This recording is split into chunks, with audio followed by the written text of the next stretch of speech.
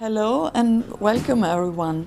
I am Clara Maveglia and I set up the Cultural Entrepreneurship Institute here in Berlin. Today my guest is Jón Gnarr. Jón Gnarr is the mayor of Reykjavík in Iceland. I am glad he's here with us today so we can learn more about his innovative work. Mr. Gnarr, welcome to our community. Hello Jón, nice that you are here. You are the mayor of Reykjavík in Iceland. And you are actually the coolest mayor of the world. Oh, thank you. I read. So you are as famous as popular. What does it make you so successful? I don't know. It's I guess I'm unconventional, not traditional, maybe. And I'm a comedian. Yeah, So maybe there aren't that many comedians who are mayors. So yeah, well, it's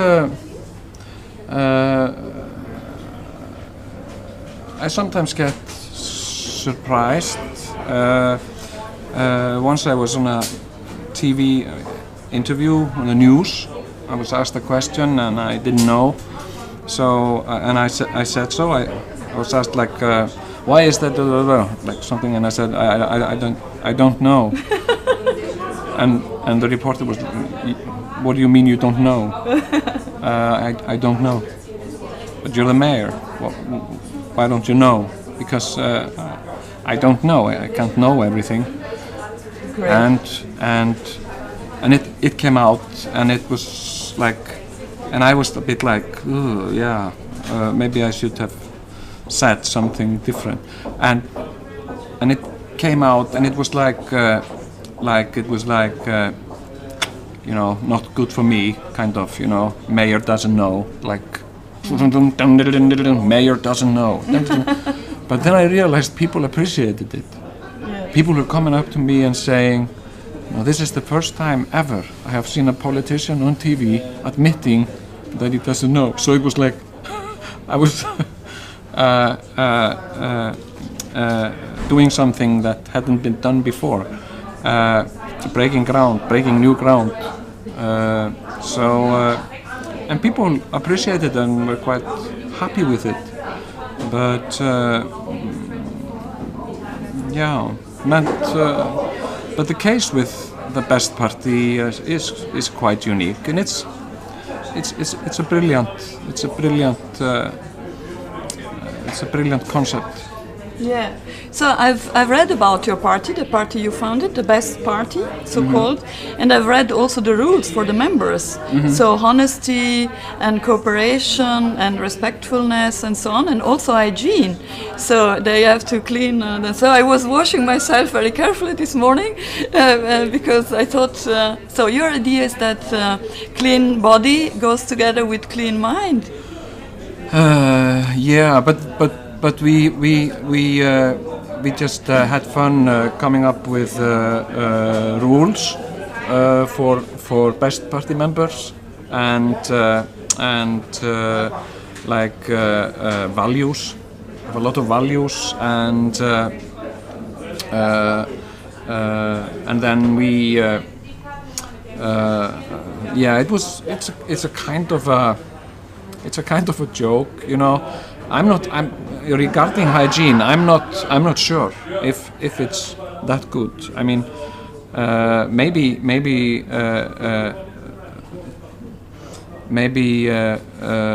a bit of dirt helps to improve our immune system. Maybe we can overclean.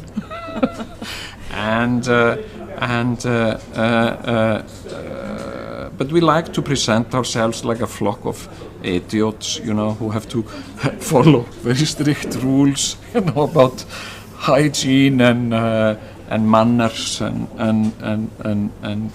such. But it's more for our own entertainment than to be followed, and yeah. But I had actually forgotten the hygiene thing. But what I've read about is really that you have excellent ideas, but you the way you talk about serious things is mostly very cool, and this is what really attracts people. How do you do that? I don't know. It's yourself. It's just being me, I suppose.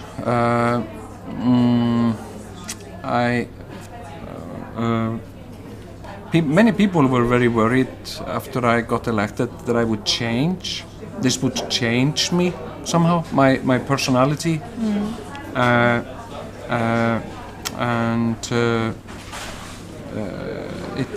it hasn't changed me anything.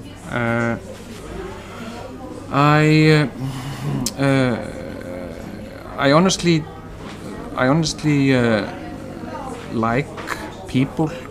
I honestly like being alive, you know, and I want to enjoy being alive, because one day I'll be dead, you know, and I won't have any opportunity to do anything. And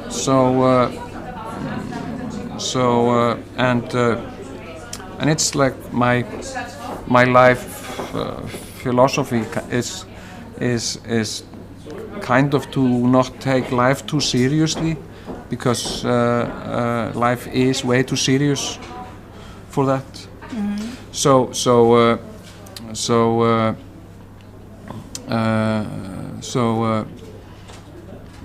Well,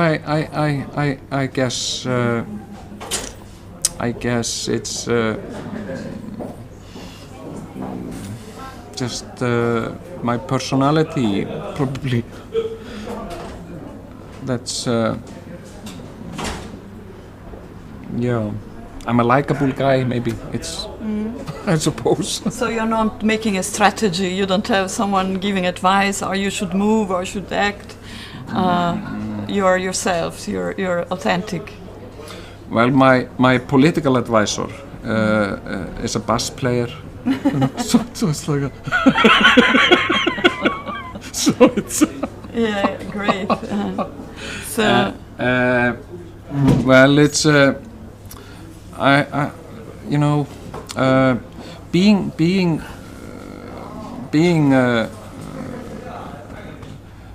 funny, being relaxed doesn't mean you're stupid. I mean, many people assume that, you know, like if you are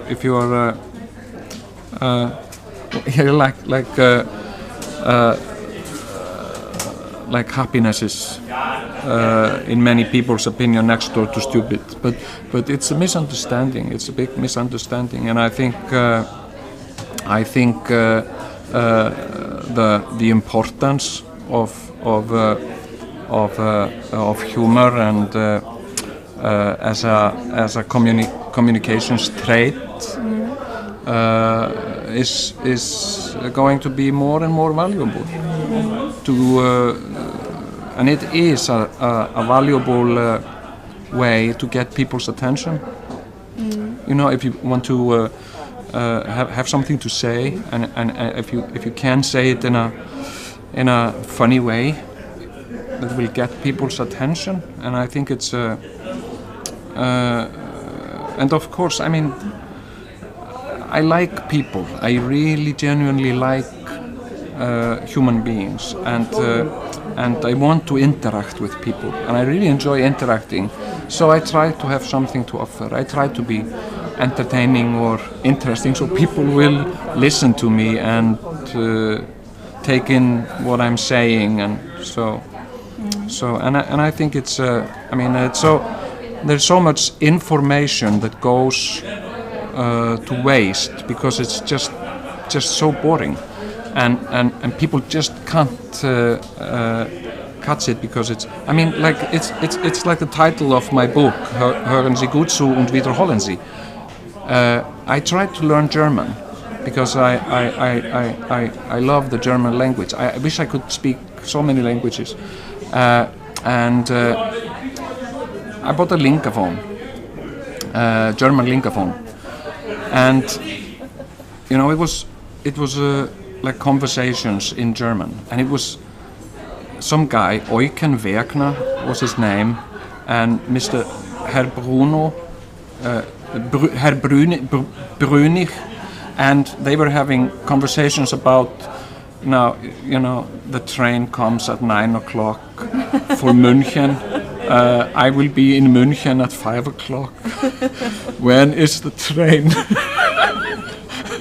to Berlin arriving? The train to Berlin arrives at 6 o'clock. It was so boring conversations, you know, that I just popped out of it, you know, spaced out, and I had it in my car, you know, and I was listening to it, and it's like so uninteresting conversations that you cannot possibly listen to it.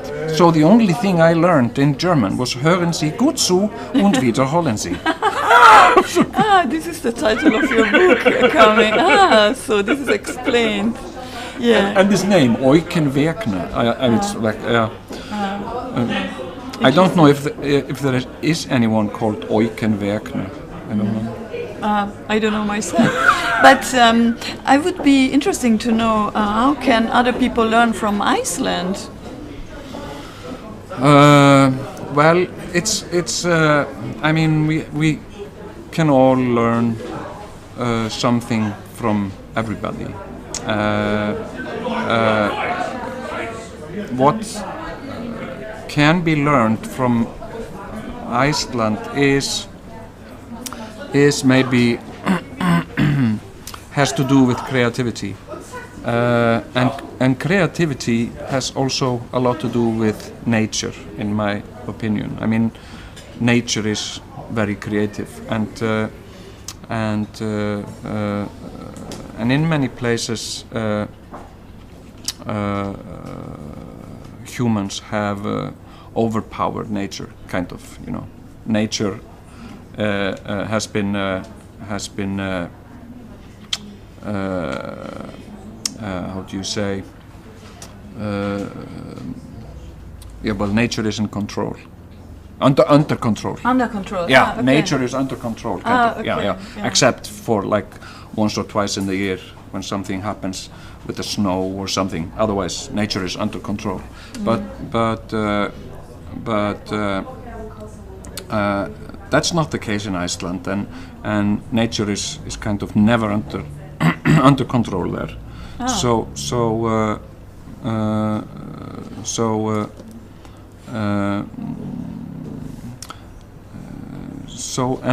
that has something to do with I would say Icelanders are very spontaneous, quite adaptive, and which can be an asset, but it can also be a hindrance or a burden, so yeah, I think Iceland has a lot to offer in terms of creativity, I would say. Yeah. So then I would like to know, how is it like you did in Iceland 2008? Mm-hmm. You had to leave something like some months with an inflation by 35%. Mm-hmm. How creative was that for the people? Well, it's. I think. I mean. The financial crisis in Iceland was part of this global financial crisis, and the reason why Iceland was the first to fall so hard and deeply, was because it was simply the weakest link, and that also had to do with this spontaneity and adaptiveness, because people were going to use the opportunity to, in the years before, to make Iceland into some sort of a financial center of the universe, which is has to do with this adaptiveness, and it's and that's kind of the, because adaptiveness can also be opportunistic at times, and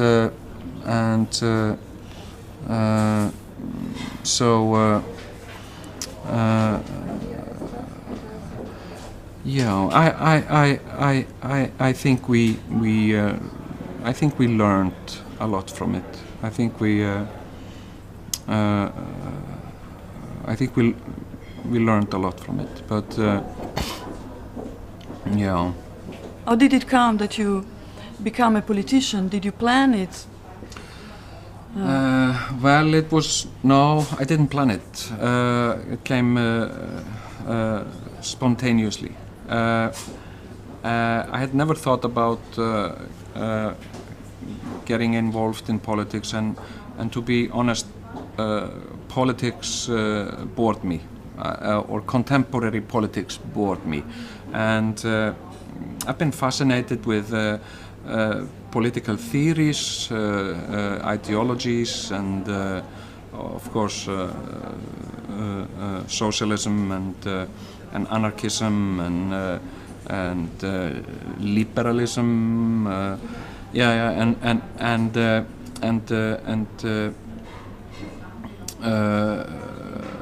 but then never interested, in getting involved. Then I was, at the time, in 2008, I was working for an advertising agency, and I lost my job. I was sacked because of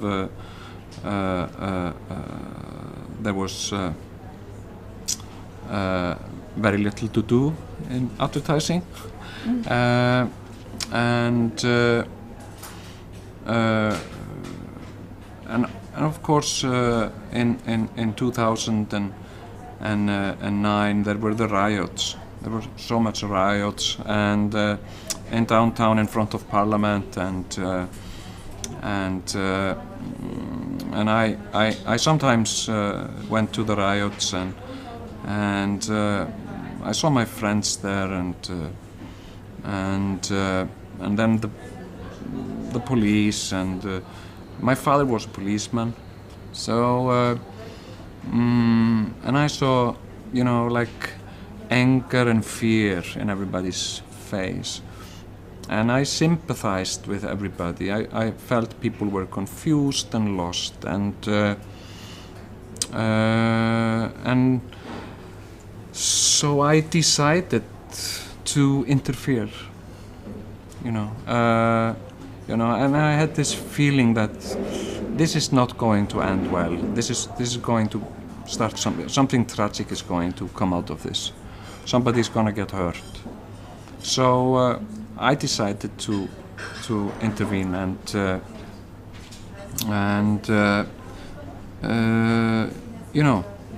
I'll be a politician, and also kind of,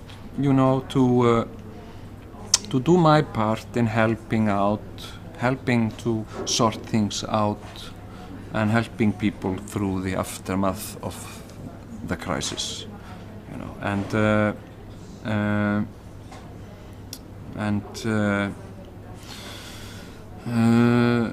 it was my intention, to do it for one term, and one term only. It was kind of like a civil duty, maybe that's how democracy would work best, if it was like like you see in the films or like they have in America. I don't know if you have it here in Germany, like a jury, like people are appointed to a jury. You have to be in a jury. Not here, no. No, Here no. you have a judge, but Yeah. Well, it's the same in Iceland. But civil responsibility, yeah. Yeah, but maybe I mean maybe city council should be randomly selected among the citizens. Maybe I mean just randomly you have been chosen as a city council member for 4 years, and it's like military draft or whatever. It's just something that you have to do. If you get the letter, then you are a civil servant. And I think that would be a brilliant democracy. If anybody, like every 4 years, people were like waiting and they get a letter. You have been selected to be a council member, and if you don't have any medical reasons or valuable reasons why you can't, then please arrive at your new work in City Hall at this day. And I mean that's been done with militaries. People have been get a letter.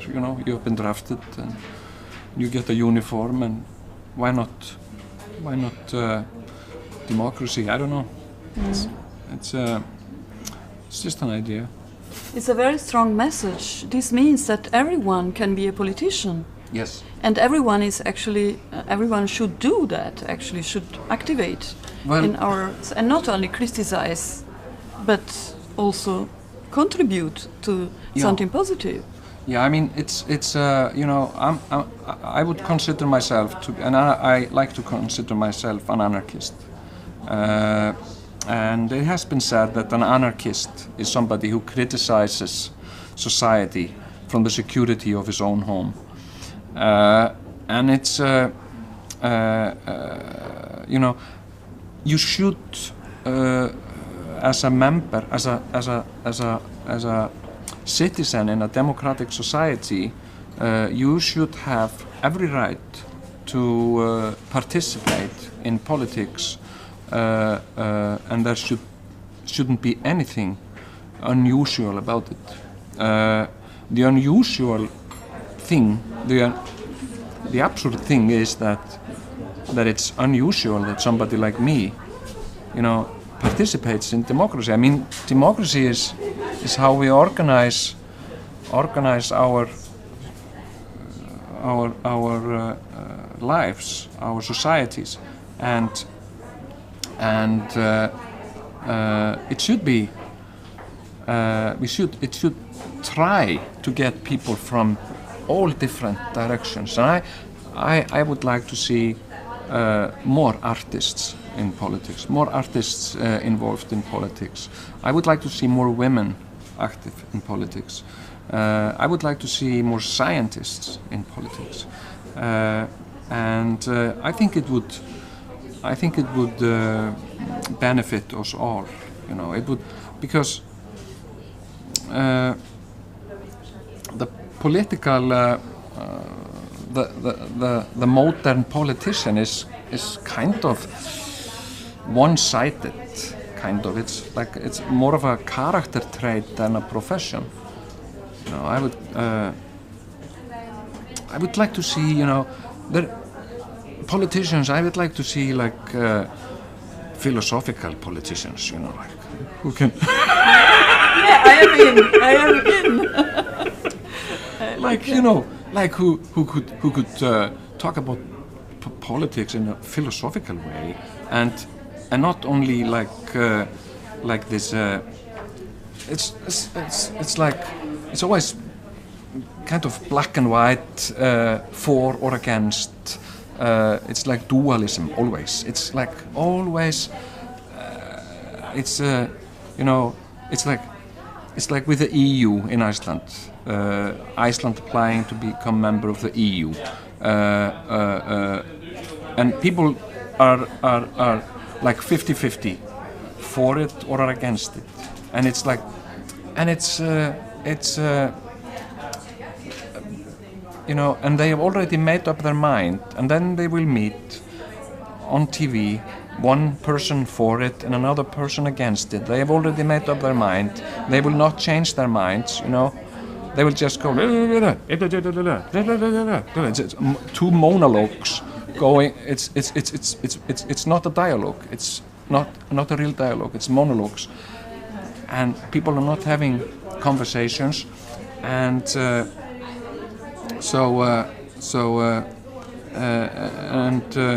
I think we can improve it, and we should improve it by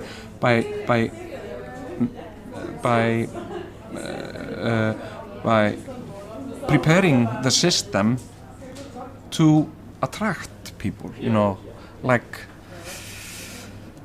to attract talented people, and to be honest, I mean, too many people, politics are just unattractive. It's unattractive and not exciting. It's not cool. It's boring, violent. Yeah. So I think, yeah. I think it. I should not be an exception. Yeah. I should be, you know. Yeah. Yeah. Yeah. And. So and I think, you know, if you want to participate, if you want to contribute, you should be.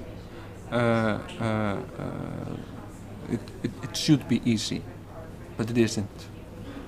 So, in order to inspire more people to participate, can you describe your work?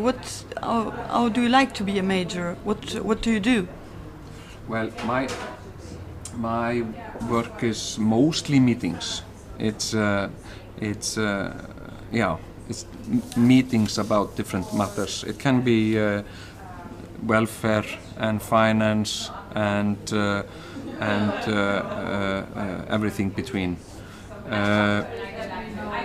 It's a very exciting job because it's, I mean,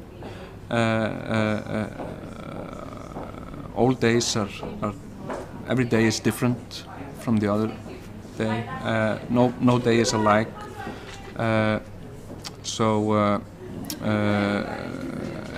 And I've had the pleasure of the opportunity of meeting a lot of people I would never have met, you know, and experiencing things I would never have experienced if I hadn't been a mayor.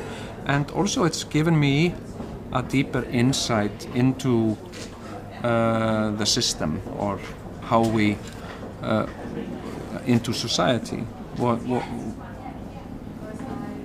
What are the elements of our society,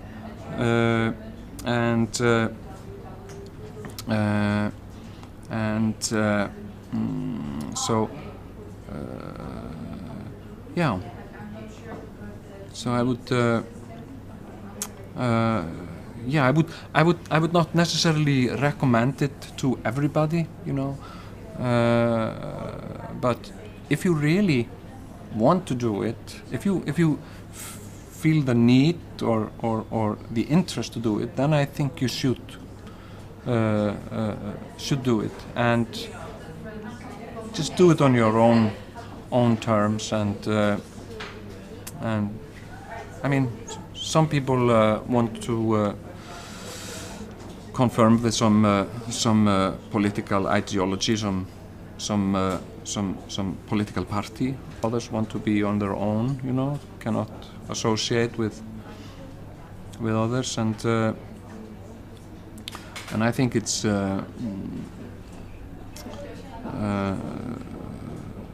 yeah. If you want to do it, do it. Yeah. So you have told us so many fascinating things. Mm-hmm. Do you have a message for our users now, as closing?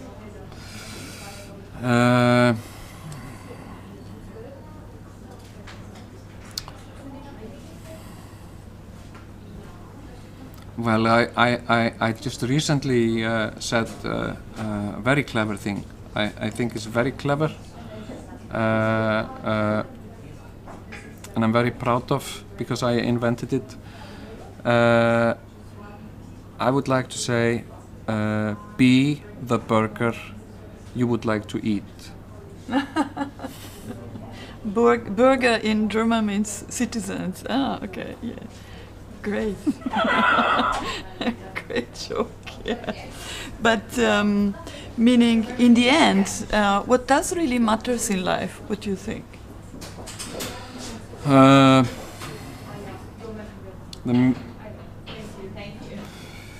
What matters? Well,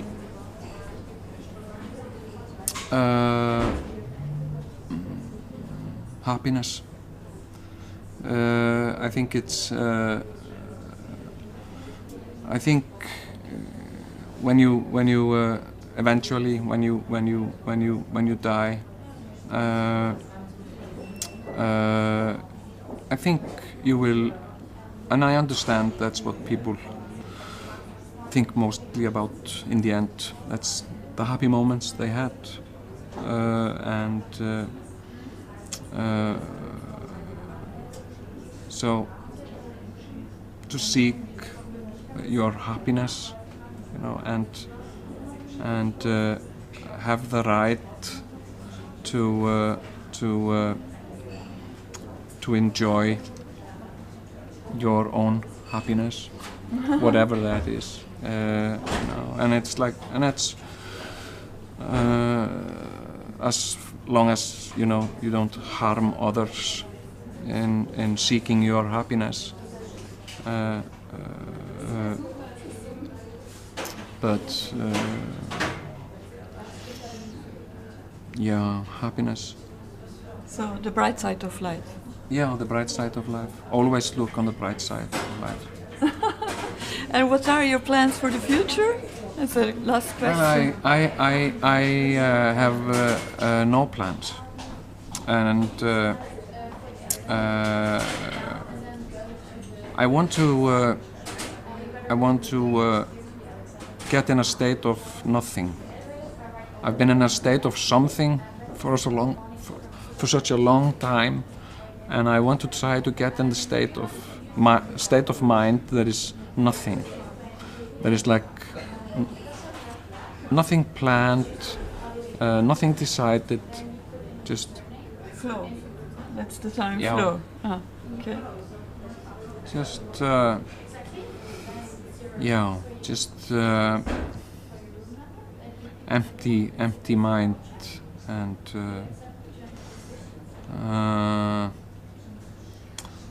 yeah, no meetings, no telephone calls, no agenda, nothing. Ah, so, but one interview we had with you, so I'm happy. So thank you very much, Thank you. Jón Gnarr, that you were talking with us. Thank you. Thank you.